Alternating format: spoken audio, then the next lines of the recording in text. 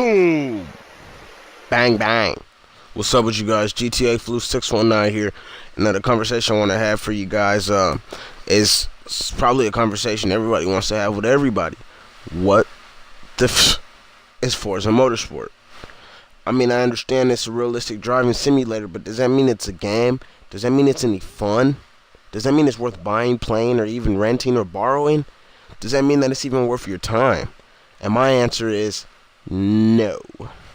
No, maybe yes, maybe no. Well, for me, it's no.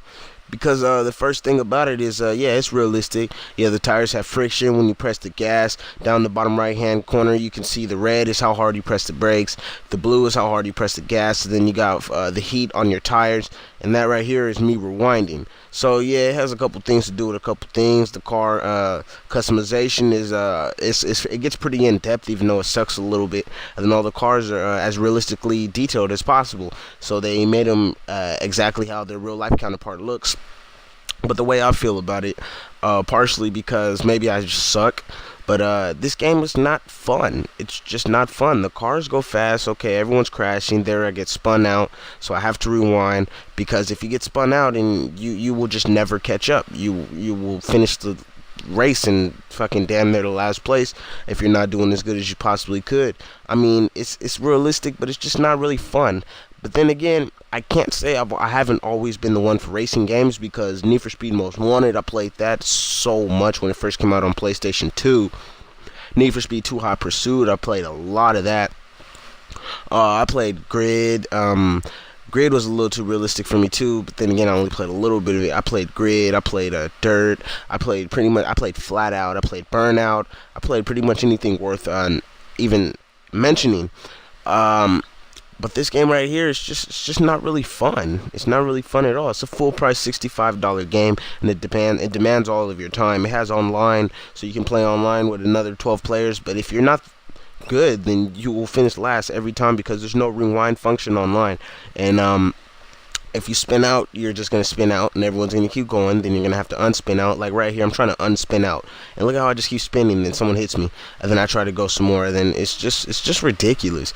It's extremely realistic, and a lot of people like realism, but does that mean realism is a must, especially in a driving game? I mean, I understand that driving, some people may want realistic driving, but what happened to the fun of the game? You know, feeling like you're going 300 miles per hour, cars smash, flip over, blow up, little pieces of cars fall off. You know, it's machines versus machines who could get to the end faster. That's a lot more fun than this. This is just, it's supposed to be a realistic driving simulator, but the way I figure it, it's just extremely frustrating.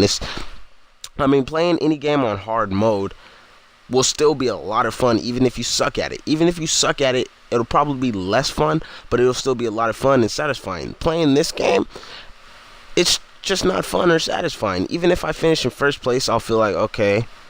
If I finish in last place, I'll feel like, okay. If I finish in the middle, I'll feel worse. So really, I don't really know how anyone is really supposed to feel about this. And then the car that runs the game, I can admit that's pretty cool. The McLaren is, I believe it goes 250 to 300 miles per hour. If you drive 15 minutes on, if you drive with the pedal to the metal as fast as the car can go for 15 minutes, then the whole gas tank will be completely bone dry and the tires will be melted off.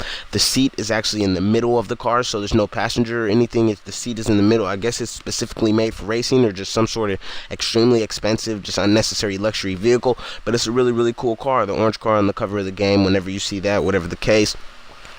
But as of in-depth playing the game, there's a lot of cars that you may like, and there's a lot of cars that you may have heard of. There's maybe some of your dream cars maybe in this game.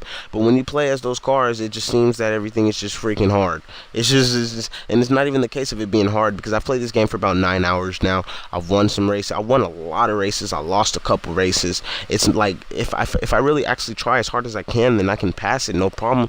But trying as hard as I can and passing it, I just don't feel like I earned anything, you know what I mean? It'd probably be better if this game had nitrous, or, you know what I mean? But at the same time, I know there are some people in the market looking for complete realism with, you know, no blur or any of that, going too fast or the cops crashing you, or really not even supposed to crash at all, driving on track. Some people like that, but I believe that's a really, really small market, because I can't even find this game fun at all. I mean, I can understand where the fun might come from, just because the graphics look really good and the triggers vibrate when you're playing, but fuck this game. I'm young.